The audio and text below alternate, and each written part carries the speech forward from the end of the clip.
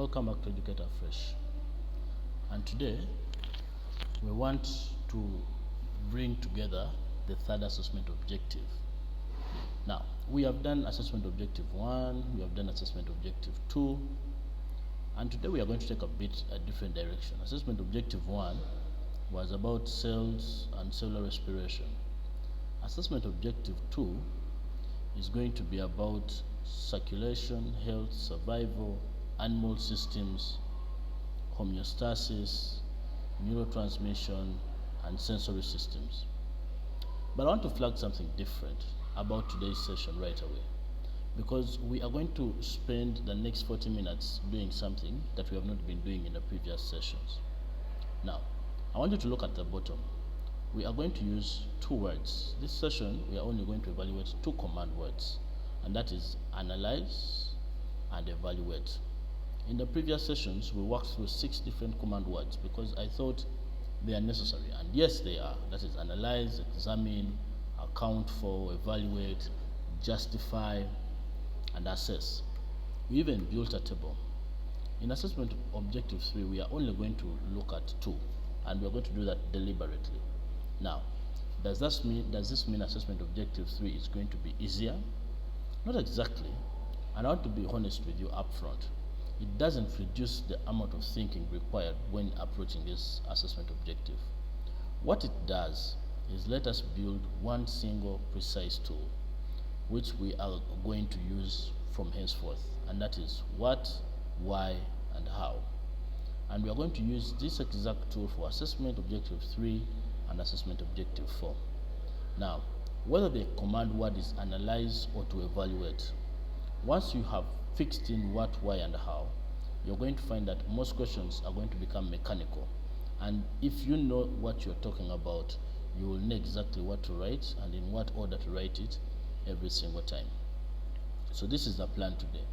We are going to first of all understand what assessment of objective 3 narrows down to, and then we are going to build the what, why, and how framework properly in detail before we go anywhere near a real scenario. And only once that is solid are we going to apply it to a genuine clinical case. In this case, we are going to look at a family that has been poisoned by carbon monoxide from an indoor charcoal stove. And then we shall walk through the tasks, and we are going to build exactly using this tool. What, why, and how. Let's begin. Now, before we narrow down to analyze and evaluate specifically, let's do the same thing we did for assessment objective 1, assessment objective 2. Assessment objective 3 also requires the 4 layers of thinking. Know, it requires you to know, to do, to think, and to apply. Because this is the part that genuinely doesn't change between assessment objectives. There are things that you must know, and we must reground ourselves for every assessment objective for each of these things uniquely. When we are talking about knowing for assessment objective 3, we are going to talk about things like the heart structure, how the heart functions, the cardiac cycle, the oxygen dissociation curve. We are going to talk about hemoglobin.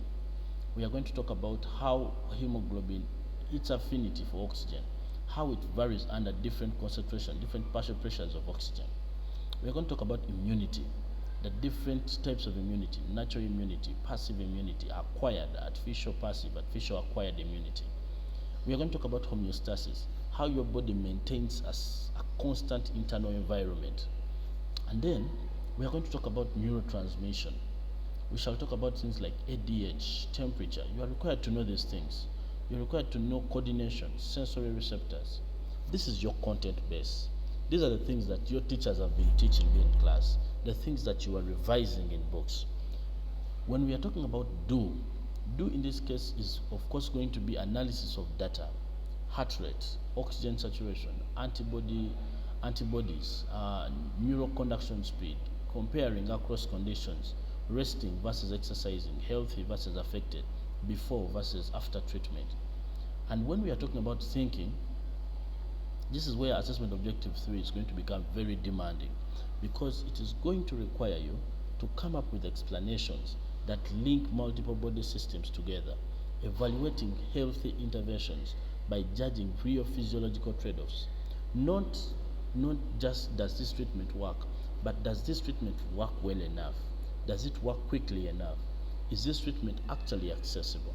And finally, applying is going to require you to connect all this to real health challenges, disease management, vaccination programs, cardiovascular health, sensory impairment. Now, because remember, every assessment objective 3 is different at its heart. It is going to be framed as a case of a patient, an animal welfare situation, or a sport physiological study. The exam wants proof that you can take body systems in biology and use them to make actual health decisions. Because this is advanced level, we expect that you have at least a bare understanding of some of these things. So, with that shared structure, let's talk about what makes assessment objectives be distinctive. Why out of all the 4 assessment objectives, this is the one where the exam deliberately strips down the words that we are going to deal with. Now, assessment objective 3 narrows down to 2 command words, and this is what we are going to focus on for quite a while now. I want you to think about what a clinician, a real doctor, is looking at a real patient actually does, step by step. First, they are going to look at the test results, and they are going to figure out what's physiologically wrong and why it's happening. That is analysis. You look at a patient and you say, this patient does not have enough oxygen, and then you're going to say, I think this is the problem. That's analysis. Now, once you understand the mechanism, you decide on how to treat that patient. You're going to weigh whether that treatment is good enough, is it fast enough, is it accessible. That is called evaluation. You analyze the problem, and once you analyze the problem, you evaluate if the treatment you're going to offer is possible. Now, doctors do not need to list, they do not need to describe. This is clinical reasoning. It is a 2-step process. Understand the mechanism, judge the response. And assessment objective 3 is going to require you to have that precise knowledge. Now, let us look at each of these. On the left, we are going to use to analyze. We are going to look at analysis. And on the right, we are going to have evaluation. Now, on the right, we are doing evaluation, and on the left, we are having analysis. Let's break this down. Physiological data is going to expose the mechanisms driving the disease or the problem. This is the job description. This is what you see. You're going to compare 2 physiological states, probably one where a person is rested and another where the person is active. Healthy versus affected, rest versus exercise. You're going to trace the mechanisms that affect this, and you're going to look at this through the data table. You're going to explain why certain patterns are occurring biologically. Now, when you are told to evaluate, you are going to judge a health strategy or a physiological trade-off using evidence. Its job is weighing down the benefits and the risks of a health intervention, judging whether a strategy is sufficient on its own, and recommending or justifying a course of action based on the evidence. This is a relationship that I want you to really absorb. These 2 words do not compete. They are not interchangeable. They are stages and they have a fixed order. Analyzing always comes first in the task sequence. The job of analysis is to establish the mechanism and to explain why it is actually happening in the body and how it is happening. Evaluate, however, comes after, and the job of evaluation is to judge what should be done about it. Now that the mechanism is understood, you cannot evaluate a treatment before you've analyzed the problem. This is where it's going to be very important for you to understand. If you get the problem wrong, you are going to solve for a wrong problem. The order is logical. Now, this is a pattern that will save you real time. Almost every multi-part assessment 3 objective question is going to start with analysis, and you're going to analyze again from a different angle, and then evaluate as the final. This is going to be your ability to decide whether the intervention you're suggesting is the right intervention. Recognizing this shape in advance is going to give you the advantage when you're deciding the answers that you are going to write. I had forgotten to put on the words. Sorry about that. Now, this framework that I'm going to tell you right now is my bread and butter when it comes to answering scenario questions. the what, why, and how framework. Whether the command word is analyze or to evaluate, you are going to run your answer through the exact 3 questions every time without exception. Let's go through each word properly. What? What is going to ask you this question? What does the data or the scenario actually show me? Your job here is to name the pattern, the comparison, or the strategy precisely. And that word precisely is very important. It means you must mention values, not just stating blunt statements. Oxygen levels were lower. Partial pressures, you must tell us exactly. For example, you must tell us that the oxygen partial pressures fell from 98% to 71%. That is precision. You're not just stating statements that are vague. You're telling us statements that are backed with evidence. A what without a number in examiner's term is not a what. It's a gesture. It's guesswork. But every time you put figures, you are going to be applying evidence to the what. Now, after you state your what, you are going to tell us your why. You are telling us, why does this happen biologically? This is where you trace the mechanism, the receptors involved, the hormones, the ion channels, the structures, step by step. You tell us the mechanism with which this particular process happens. I want you to notice that this is not vague. This is not a general statement. You are tracing step by step. The why is not one sentence. It is a process. It is not a short chain. It is a cause leading to the mechanism that leads to the effect. If your why can be written in under 10 words, in most cases it's not going to be right. And finally, you are going to tell us the how. How does this matter? This is the question that most students will forget, and it's mostly where most marks are going to be hiding. In this case, when they tell you how, they are saying connect your mechanism to the consequences, a health outcome, a question of survival, the effectiveness of a strategy. The test you can apply to your own answers is, if you deleted your how sentence entirely, would the marker still understand why this matters for the patient or the animal in this scenario? If your answer is no, your how is not doing its job. Now, let me ask you directly, what is the difference between what and why? What is the observation? This is what you noticed. This is the pattern you observed from the data. Why is the explanation underneath that observation? And how is the bridge from the biology back out to the real world scenario? Observation, explanation, and consequence. That's the whole architecture. Every single model answer for the rest of this session, every task slide we look at will be explicitly labeled what, why, and how. Now, by the end of today, I want this rhythm to feel almost automatic to you. I want you to see a question, identify whether it is analyze or evaluate, then immediately start drafting the what, the why, and the how. Immediately. Now, let's try it.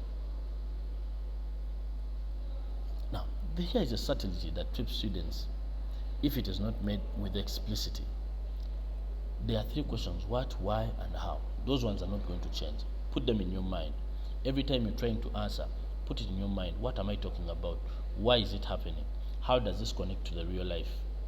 What counts as a good answer is going to shift whether you're doing analysis or whether you're doing evaluation. Let's start with the what. When you're doing an analysis task, your what is the trend or the comparison in the data named with values. This is exactly what we have just discussed. But in an evaluate task, your what is something different. This is the strategy or the intervention that is actually named in the scenario. You are not naming a data trend anymore. You are naming the treatment, the policy, the intervention, and the discussion. Now, in the why, analyze why is the physiological mechanism producing the trend you have identified. While in evaluate, why is the biological reason the strategy works or why it doesn't work. The same question why, but now it is pointed as a treatment mechanism or of action rather than as symptoms cause. Now, the how in analyze explains why this mechanism matters for the system overall. It tells us this is why this matters. The broader physiological significance. In evaluation, on the other hand, in evaluation, the how is genuine judgment. It tells us how effective the intervention strategy is. It tells us how limited it is. It tells us the recommendation you have. In this role, evaluating tasks demands something that analysis never asks for, an actual verdict. I want you to notice something about that last row, because this is the single biggest source of marks going to be lost. The how in evaluation is not allowed to be purely descriptive. It has to contain your judgment. Things like it is effective, but it is only sufficient if this is done well. It works well except when. If your evaluate how reads like a neutral summary with no verdict in it, all you have written is an analysis that you have shaped to be an evaluation. And that mismatch is going to cost you a lot of marks. So, as you move into a worked example in a few minutes, I want you to keep this step at the back of your mind. Take a screenshot if you can. We are going to hit 2 analysis tasks first, and then we shall have 1 for evaluation. And you will be able to watch in real time exactly how the same 3-letter skeleton produces 2 quite different kinds of answers. Now, once again, we have our 5-step reading strategy. And I want us to translate this in a way that you've not seen before. Step 1, we are going to identify the system in focus. Is it circulatory? Is it an immune system? Is it homeostatic? We are reading our scenario. We are asking ourselves, is this a neuro? Is it neuro? Is it sensory? Identifying this system decides which mechanisms you are going to need to recall. If you get this wrong, you're going to spend the whole answer reaching for wrong biology. Step 2, find the health challenge. In that scenario given to you, find out where the challenge is. I get my point. What is abnormal in this scenario? Is it raised heart rate? Is it low oxygen? Is it high urine output? Is it impaired nerve conduction? This is what is going to anchor your what. Whatever you describe as abnormal is always going to be the exact thing the first task will ask you to analyze. Step 3, always study the data before the tasks. Always study the data before the tasks. I want you to compare the groups that are given to you, the time points, identify the patterns with real values. Before you even read a single question, this is the same advice I gave you in assessment objective 1 and assessment objective 2. It is still true here. The data should make sense to you as a standalone story before you let the tasks to direct your attention. The 4th step, and this is the step that is unique in today's session, we are going to check whether they are telling us to analyze or to evaluate. Remember, we have said to analyze is to explain the mechanism behind a trend, while to evaluate is to judge a strategy using evidence and limitations. I want you to ask yourself, why does this deserve its own dedicated step when we've already spent 15 minutes on this distinction? Think about it. Because under exam time pressure, it is very easy to read evaluate and immediately start writing an explanation of the mechanism. Because explaining the mechanism is what your brain or has been trained to do in every other assessment objective. However, I want you to pause and interpret every command word as you are attempting to answer. And of course, in the 5th step, you are going to build your answer using what, then you tell us why, and then you tell us how. Every answer is going to follow this same shape. No matter whether the underlying topic is the heart, the immune system, the eye, the answer is going to follow the same system. What, why, and how. I want you to read that again. Identify the system in focus. Identify the challenge, the health challenge. Make sure that data answers gives you a pattern of what you're talking about. And now, let's put all this process into a real case. We are going to do that in part 2. This video is getting very long. However, like, subscribe, and click next to watch the next video. Thank you for watching. Have a good day.